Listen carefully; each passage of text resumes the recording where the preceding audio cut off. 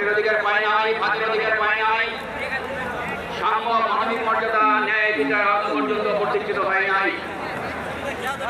এর মূল কারণ হলো স্বাধীনতার পরে যারাই ক্ষমতায় এসেছে তারা সন্ত্রাসী করেছে, দুর্নীতি করেছে, লুটপাট করেছে, তাদের নিজ দলের মধ্যে সংস্কার করতে পারে নাই, রাষ্ট্রযন্ত্রে কোনো সংস্কার করতে পারে নাই।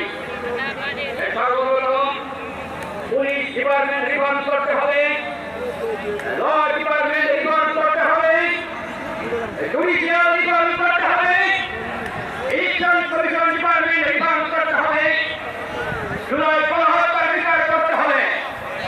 তারপরে আমরা দেখব নির্বাচনের কোনো পরিবেশ তৈরি হয়েছে কিনা।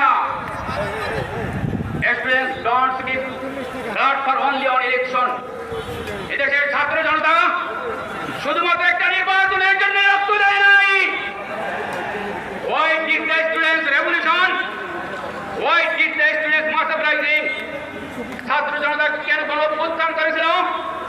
ছাত্র জনতা কেন বিপ্লব করেছিল?